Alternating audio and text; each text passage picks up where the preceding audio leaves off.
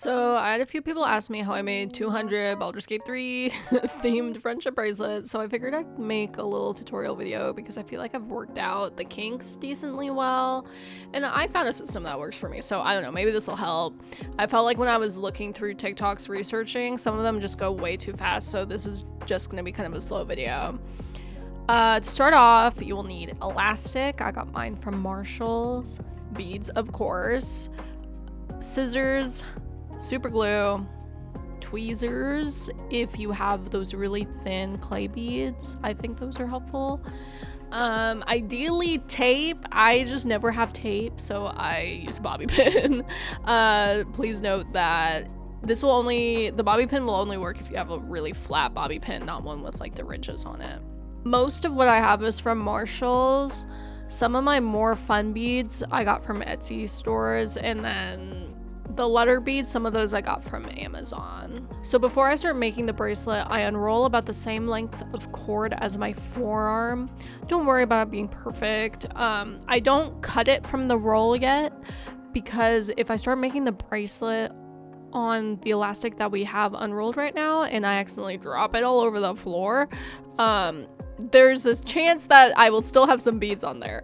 Whereas if I cut it from the roll right now and I dropped it, it would probably all be on the floor. So don't cut it yet. Once I have the length that I want, I then start stretching the cord. If it's a good cord, it'll still have some give, but it's gonna maintain elasticity.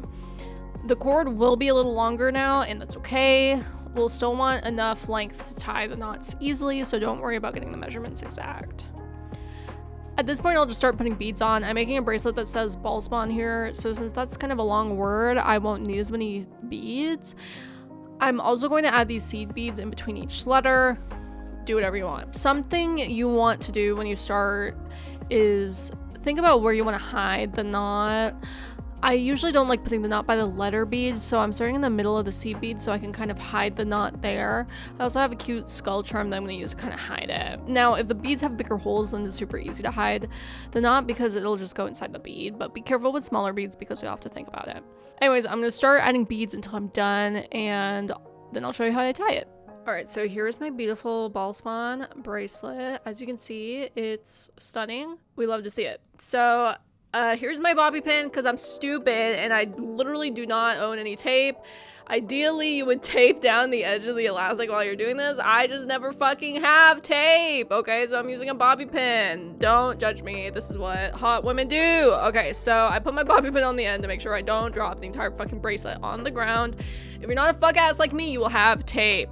After that, I'm gonna go ahead and snip the end off the roll of elastic, and once this happens, be aware you have a live bracelet in your hands. If you drop this shit on the floor, you are done for, bitch. You will get fucking beads all up in your carpet. God forbid you have carpet underneath you, and tile's not much better because that shit is gonna be rolling like a fucking river. Okay, so at this point I'm also kind of looking at it and I'm like, this isn't completely even, so I want to make sure I have the beads even on each side before I tie the knot. I also like start measuring it to my wrist, and I'm like, okay, it has a little bit of give. You don't want it to be too tight, so at this point I'm like, I think I could maybe add like 2 or 3 more beads to each side.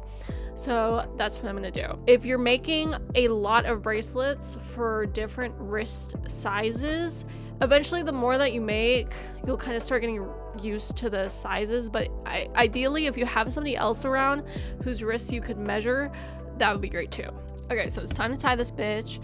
As you can see, I'm gonna take the elastic in my left hand, and when I make this knot, I'm gonna make sure I pull this left elastic over the right elastic. Okay, I'm making sure I'm going over the right. So I tie it once, and then I'm gonna make one more knot, and as I pull the elastic here, you're gonna see I have 4 little ovals there. I have 4 little loopies, so I'm gonna start pulling the elastic, but not too tight yet. I'm just gonna shorten up the elastic a little bit on that end.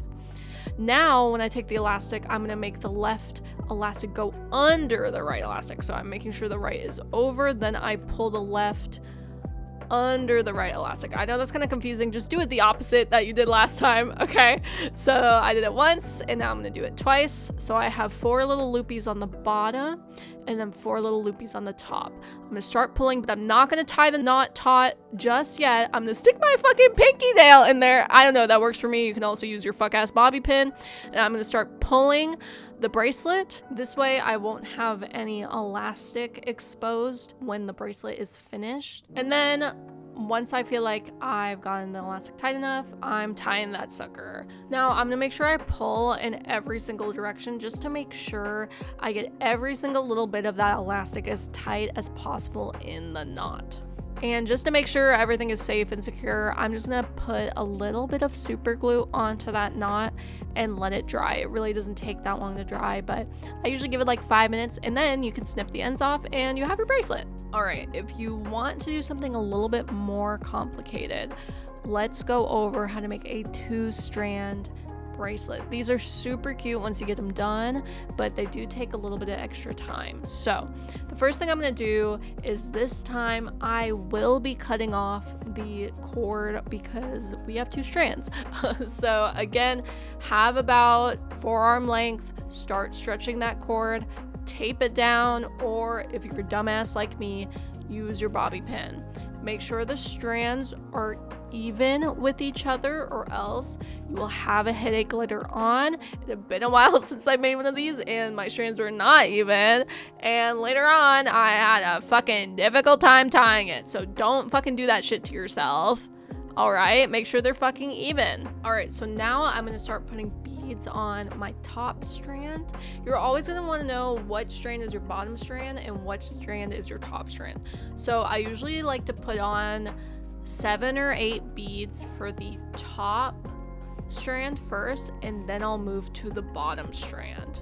All right, so now that I have the beads where I want them to, I'm going to now make my strands meet. And what I'm gonna do here is I'm gonna take both strands and I'm gonna take one bead. I usually like doing this with a little bit bigger of a bead, and I'm gonna pull that bead over both strands. Depending on how big the bead hole is, this is somewhere where the tweezers might also be super helpful because you can kind of push the elastic through and then you can pull it through a little bit easier. But lucky for me, these beads are pretty easy to get through. So then I'm just gonna pull the elastic all the way through the bead, and I'm gonna make sure that is nice and tight on my elastic. As we keep going, every single time I have a bead at the end of one of these little loops that I've just created, I'm just going to tighten up the bracelet again. Think of it like braiding. When you're braiding your hair, you want to keep tightening it as you go through, otherwise you're going to have a loose ass braid. Every time I also add one of these bigger beads to connect the elastics, I'm going to make sure my top strand is now going underneath and my bottom strand that I had is now going on top. So that way we can kind of create that like DNA pattern with the 2 strands. So I'm just going to switch that every time in between where the elastic meets. As you can see now, I've gotten further in the bracelet, so I just want to skip ahead and start adding my letter beads. I usually try and think about how wide the letter beads are, so I think of them as maybe like 2 seed beads wide, so that way I'm not adding too many beads in there as I make each little loop in the 2 strands. So I'm going to start adding my letter beads. I like to add it on my top strand first, and then instead of using a bigger bead to connect the elastics, I'm going to use the next letter in the name that I'm using or whatever word that I'm using. So for Astarian right now, I'm going to use the letter T as the bead that connects both elastics together. And then once I have that, I'm going to continue the letters down to the bottom strand. So that way it kind of creates this like little flowy effect. All right, so at this point, I'm just going to count each section of the bracelet I have in between the connecting beads. That way I can kind of tell how long it's going to be on me. I usually find that 7 sections is a good length for me if I'm doing like 7 beads, 7 seed beads in between each connecting bead. But if you're somebody with a larger wrist, you probably want to do like 8 or 9 sections. As you can see, I'm putting my last bead on the bracelet.